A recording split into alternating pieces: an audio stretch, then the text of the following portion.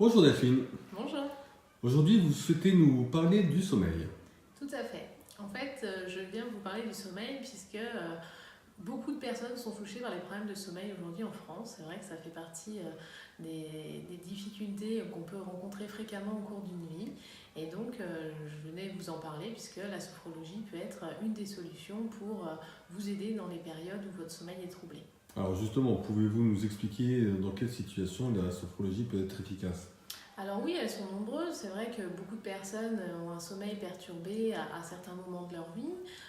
Ça peut être à une période de changement parce qu'on change de travail, on perd son emploi, on vit une séparation ou un deuil.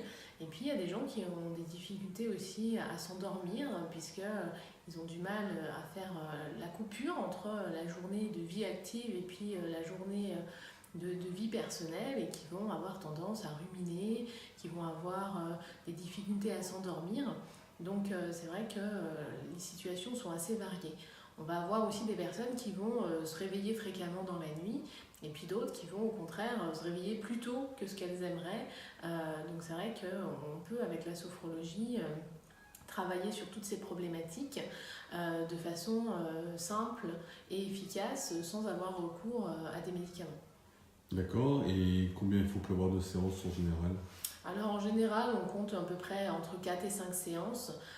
C'est vrai que sur les premières séances, on va beaucoup faire de pédagogie, c'est-à-dire expliquer comment fonctionne le sommeil, parce que souvent on n'a pas forcément toutes les connaissances et on fait des choses qui sont contre-productives.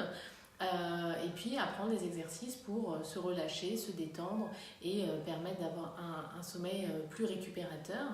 Et puis si nécessaire, selon le mode de vie de la personne, puisque parfois des gens sont en horaire décalé ou par exemple des enfants qui se réveillent encore la nuit et donc leur sommeil, s'il n'y avait pas de cause extérieure, pourrait être bon.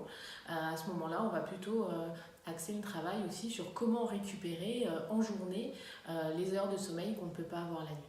Donc cela s'adresse également aux adultes et aux enfants. Oui, tout à fait. Ça ne pose pas de problème. Non, ok. Où peut-on vous retrouver?